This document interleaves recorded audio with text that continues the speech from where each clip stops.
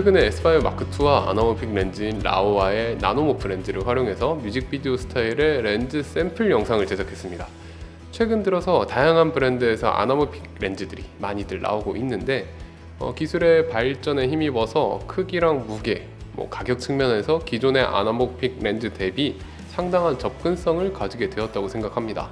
그래도 저는 보통 제가 알고 있는 기존의 크고 멋진 아나모픽 렌즈들, 쿡 아나모픽이나 아니면 아리의 마스터 아나모픽 같은 렌즈들을 제외하고는 큰 관심이 없었는데, 이 나노모프 렌즈는 크기와 무게가 심각하게 작은 아나모픽 렌즈라서 미러리스에서 충분히 활용할 수 있을 것으로 보였고요.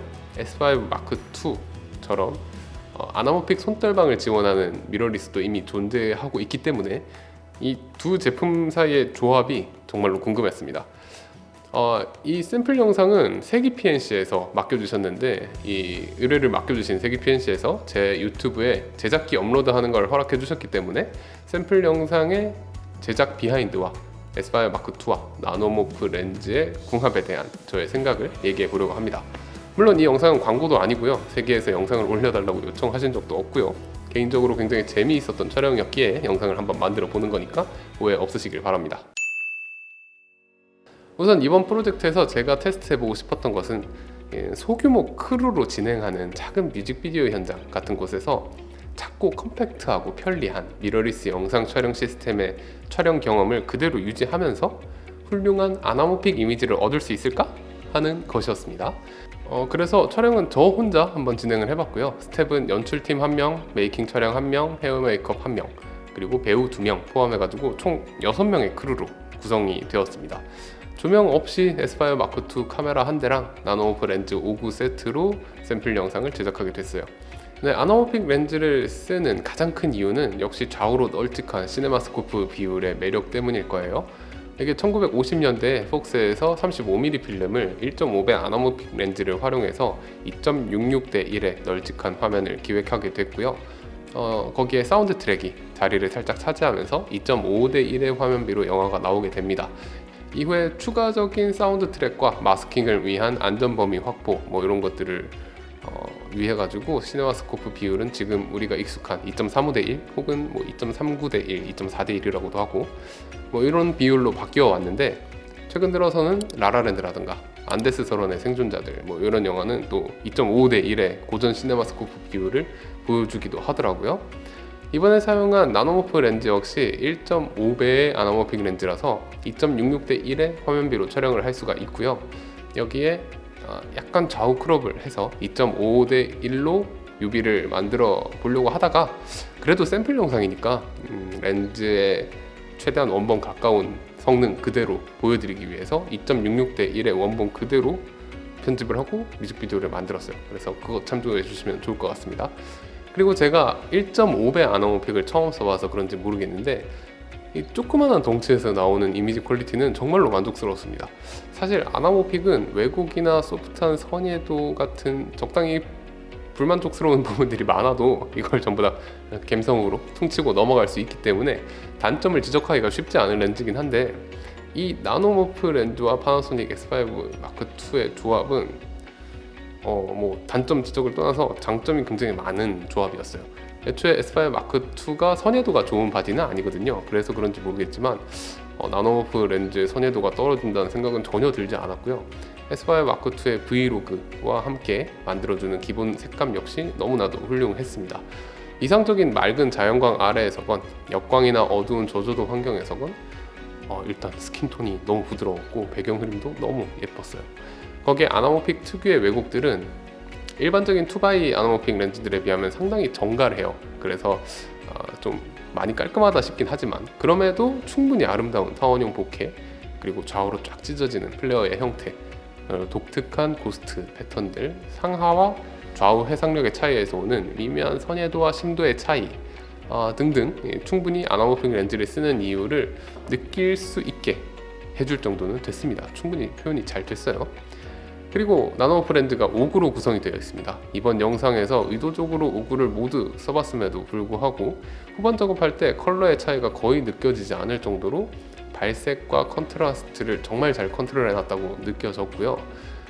브리딩 왜곡이나 주변부 울렁거림 같이 아나모픽 렌즈 사용할 때 흔히 거슬릴 수 있는 부분들은 또 되게 억제를 잘 해놓더라고요. 그래서 진짜 쉽게 멋진 이미지를 뽑아주는 렌즈였습니다. S5 마크 2에 제가 이전에 리뷰를 했었죠. 그때도 한번 꼭 써보고 싶다고 언급한, 도대체 왜 만들어 놓았을까 싶은 기능이 있는데 그게 바로 아나모픽 손떨방 기능입니다.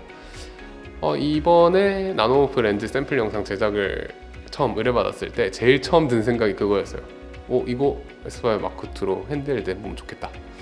거기에 파나소닉 S5 마크 2 영상의 가장 큰 단점이 다소 롤링 셔터 퍼포먼스가 안 좋다는 거거든요.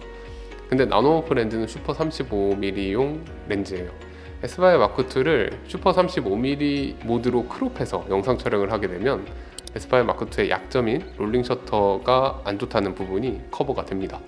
게다가 S5 마크 2는 영상 선회도가 그렇게 좋은 카메라가 아니기 때문에 아나모픽 렌즈를 사용할 때 선회도에서 떨어지는 부분에 대한 아쉬움 이런 것도 없을 거라고 생각을 했고, 컬러 표현 훌륭하니까 아나모픽 렌즈를 쓸 때 장점 많이 부각될 수 있는 카메라라고 생각을 했어요.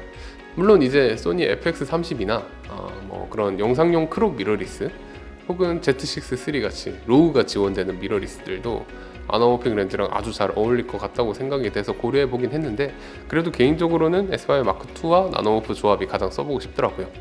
나노모프 렌즈는 PL 마운트로도 나오지만 각 미러리스 브랜드의 마운트로도 나옵니다. 미러리스 마운트의 경우에는 크기랑 무게 그리고 필터 직경도 다 조금씩 다 작은 걸로 알고 있어요.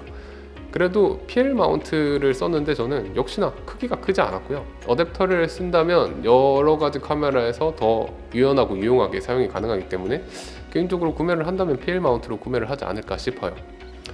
아무튼 다시 돌아가서 아나모픽 렌즈를 미러리스 바디 떨방 기능으로 핸드헬드 할 수 있다는 건 정말 신기하더라고요. 물론 이 기능을 쓰기 위해서는 렌즈를 갈아 낄 때마다 수동으로 세팅을 변경해줘야 하긴 하는데, 그래도 너무 편하잖아요. 그냥 딱 들기만 하면 되니까. 제가 현장에 큰 모니터를 챙겨가지 않았기 때문에 뷰파인더나 LCD로 봤을 때 손떨방이 된다는 느낌이 있긴 했음에도 불구하고 이게 큰 모니터로 봤을 때도 괜찮을까 싶은 의심이 계속 들긴 했거든요. 근데 역시나 큰 모니터로 봐도 결과물이 아주 준수했습니다. 물론 일반적인 상황에서의 S5 마크 2가 보여주는 손떨방의 파워는 보여주지 못하긴 하는데, 이게 특히나 좌우로 영상이 아주 길잖아요. 그래서 롤축의 떨림은 정말 티가 많이 납니다. 그래서 다음에 만약에 촬영을 하게 된다면 이 부분을 좀 더 신경 써서 촬영을 하면 좋겠더라고요. 그래도 다행인 것은 제 영상은 렌즈의 샘플 영상이라서 저렇게 이 이미지 2.66 대 1의 이미지를 풀로 다 쓴 거지, 일반적인 아나모픽 촬영은 대부분 좌우 끝단을 크롭한단 말이에요. 보통 많이 활용하게 되는 시네마스코프 비율인 2.35 대 1이나 2.39 대 1 정도로 좌우를 자른다면 롤축의 흔들림은 확실히 티가 덜 나긴 해서 아주 쓸만해지게 됩니다. 아무튼 파나소닉에서 만들어 놓은 이 아나모픽 손떨방 기능은 그냥 기믹으로 존재하는 것은 아니었고요. 리얼로 유용하게 활용 가능한 기능이라고 판명이 되었습니다. 그리고 S5 마크 2와 나노모프 렌즈 자체의 크기와 무게가 가볍기 때문에 이 조합 전체의 사이즈도 당연히 작고 가볍겠죠. 그래서 이번 뮤비를 기획할 때 두 가지 특수한 촬영을 집어넣을 수가 있었습니다. 첫 번째는 카메라 탑뷰예요. 저는 웨이스트 레벨 카메라의 뷰파인더를 정말 좋아하는데 가끔 시골 가서 멍 때리면서 뷰파인더만 보고 있어도 정말 좋더라고요. 그래서 그 느낌을 좀 전달해보고 싶어서 카메라 뷰파인더를 볼 수 있는 이런 괴이한 탑뷰 셋업을 기획을 했습니다. 이 셋업을 보시면 또 나노모프 렌즈의 장점이 하나 부각되는 것을 아실 수가 있을 텐데, 나노모프 27mm 화각의 렌즈는 최단 초점거리가 무려 43cm입니다.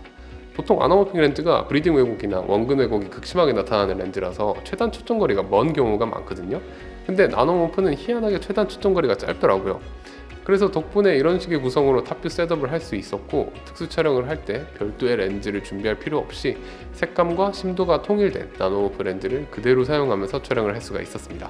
와이드한 화면으로 뷰파인더 주변에 보이는 인물의 행동까지 표현이 돼서 원하는 대로 이미지가 표현돼서 너무나 좋았습니다만, 이게 리그가 너무 무겁다 보니까 카메라가 너무 덜 흔들려서 핸드헬드 느낌이 좀 덜 나서 그 부분이 조금 아쉽긴 하네요. 그래도 이 탑뷰는 이 뮤비의 오프닝과 엔딩을 책임지는 제가 신경 써서 기획한 부분인데 잘 표현되어서 다행이었습니다. 그리고 두 번째는 자동차 마운트.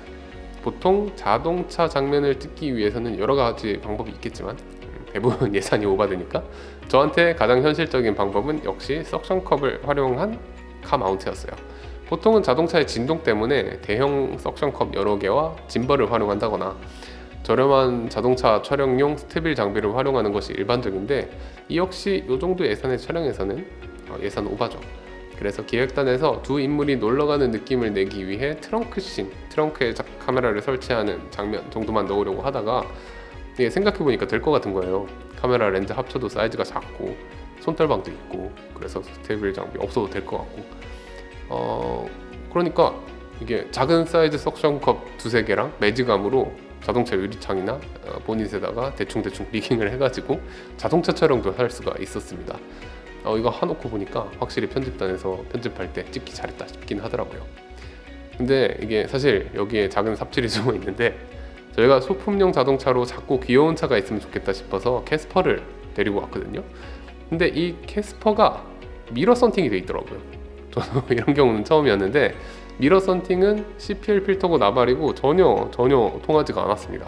현장에서 정말 멘붕이 왔었는데, 덕분에 보닛에다가 리깅해서 찍은 컷은 거의 활용하기 힘들었어요. 정말 짧은 순간 잠시 썼습니다.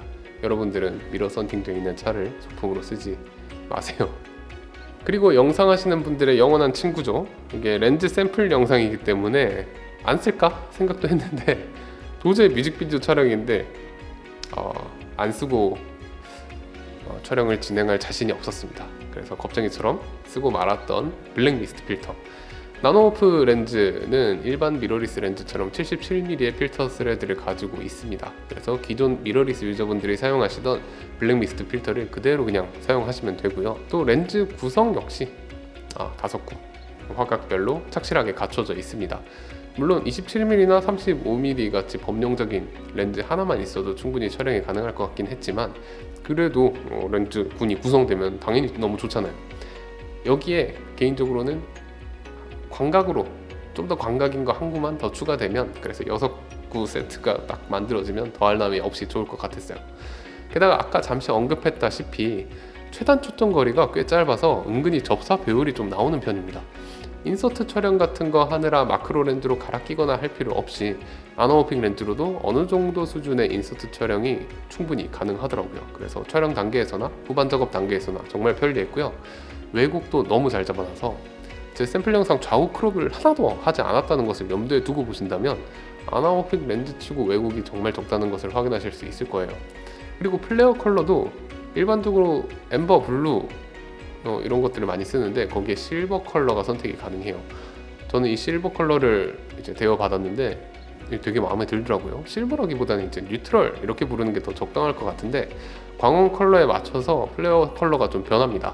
엠버나 블루는 아무 생각 없이 쓰면 상당히 멀쩡한 플레어가 생기는 경우가 간혹 있는데, 이 실버는 아무 생각 없이 플레어를 만들어도 아무런 문제가 없더라고요.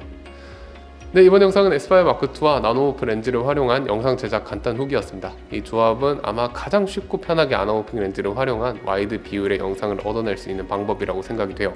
그러면서 퀄리티도 아주 훌륭하고 말이죠. 1.5배 아나호픽 렌즈라는 것의 아나모픽 느낌은 2배짜리에 비해서 확실히 좀 덜 나긴 합니다만, 그래도 보케나 배경 흐림 표현들을 보시면 충분히 예쁘지 않습니까? 일반적인 원형 렌즈에서는 느끼기 힘든 이 표현들이 개인마다 다르긴 하겠습니다만 저는 너무나 만족스러웠습니다. 거기다가 바디 렌즈 합쳐도 기존에 제가 사용해봤던 아나모픽 렌즈 한 알도 안 되는 크기와 무게를 가지고 있어요. 이렇게 작고 가볍게 쉽게 운용이 가능하면서 이런 정도의 퀄리티를 뽑을 수 있다는 걸 생각해보면 진짜 기술 발전이 새삼 놀랍게 느껴지기도 했고요. 이런 변태적인 렌즈가 어떻게 나올 줄 알고 미리 이런 변태적인 아나모픽 손떨방 기능을 넣어놓은 S5 마크2도 너무 신기하고요. 솔직히 제가 기존의 아나모픽 렌즈를 써보고 싶다고 하시는 분들에게 보통 별로 추천을 안 하는 편이었어요. 쓰기가 어렵거든요. 크기, 무게, 가격의 문제도 있거니와 아나모픽 렌즈의 특성과 그 특성이 나타나는 이유들도 좀 알고 계셔야 됩니다. 그렇지 않으면 괴이한 왜곡들에 시달릴 수 있고요. 뭔가 원하는 대로 촬영이 진행되지 않아서 추가 렌즈를 빌리러 급박하게 렌탈샵에 뛰어갔다 와야 될 수도 있고요. 거기에 후반 작업 워크플로우나 베리에이션에 대한 공유 같은 것들도 충분히 필요하고, 근데 얘는 정말 하나도 어렵지가 않아요. 왜곡도 거의 없고, 실버를 선택하게 된다면 플레어나 고스트도 생각 없이 찍어도 되고, 최단 초점도 나쁘지 않고, 브리딩도 적고, 그러면서 아나모픽 빌은 또 충분히 낼 수 있고 말이죠. 만약에 그놈의 아나모픽 느낌이라는 게 도대체 뭔지 궁금하신 미러리스 유저분들이 계시다면 이 나노모프 렌즈 27mm나 35mm 한 알로 찍먹해보시는 거 강력히 추천드립니다. 그리고 재미삼아 여담으로 말씀드리고 싶은 게, 제가 아는 한도 내에서는 이 아나모픽 렌즈에 대한 수요가 극과 극의 분포를 이룬다는 점이에요. 저는 보통 광고 홍보 영상, 드라마, 웹예능 이런 것들을 주로 만드는 사람인데, 일반적으로 한 500만 원에서 1억 정도 사이의 상업 제작 환경에서는 아나모픽 렌즈의 수요가 사실상 거의 없더라고요. 제작비가 적은 프로젝트에서는 아나모픽 렌즈의 렌탈비를 감당하기 힘들고, 제작비가 괜찮다 하더라도 셀럽의 얼굴이 크게 보여지길 원한다거나, 쇼츠나 아니면 TV나 이렇게 다양한 포맷에 대한 니즈가 있다던가, 그리고 후반 작업에서 유연성이 얼마나 확보되는가, 등등 매우 다양한 이슈로 인해서 제가 진행하는 프로젝트들은 아나모픽 렌즈가 거의 선택받지 못하더라고요. 반면 엄청난 예산 규모를 활용하는 영화나 OTT 시장, 혹은 작은 뮤직비디오나 단편 영화 현장에서는 아나모픽에 대한 수요가 확실히 있다고 생각하거든요. 어차피 오늘 제가 보여드린 S5 마크2와 나노모프의 조합은 영화나 OTT에서 활용되진 않을 거예요. 생각보다 대규모 제작 환경의 상황은 상당히 경직되어 있는 편이고요. 저도 써본 적이 있는 쿠크 그리고 아리 같은 브랜드의 아나모픽 렌즈를 룩이 너무나도 좋기도 하거니와 현장에서 많은 스태프들에게 익숙한 렌즈이기 때문에 굳이 추가적인 설명이 필요가 없죠. 그래서 아마 계속해서 그 렌즈들을 사용할 확률이 크다고 봅니다. 하지만 제한된 예산을 가진 뮤직비디오나 단편 영화 등의 제작자분들이라면 이 카메라와 렌즈의 조합이 가격과 성능 그리고 운용 난이도 측면에서 아주 훌륭한 대안이 되줄 거라는 생각이 들어요. 더 이상 일반적인 16:9로 촬영을 한 다음에 위아래 크롭을 해서 시네마스코프 비율을 만들지 않아도 됩니다. 제가 보기에는 아마 미러리스 아나모픽 촬영의 포문을 여는 카메라와 렌즈가 되지 않을까 싶고요. 많은 분들이 아나모픽 영상의 매력에 빠질 수 있는 기회가 되었으면 좋겠습니다. 네, 이번 영상은 파나소닉 S5 마크2와 라우와 나노모프 아나모픽 렌즈에 대한 간단한 사용기였습니다. 재밌게 보셨다면 좋아요와 구독 부탁드리고요. 지금까지 OK컷 원종호였습니다. 감사합니다.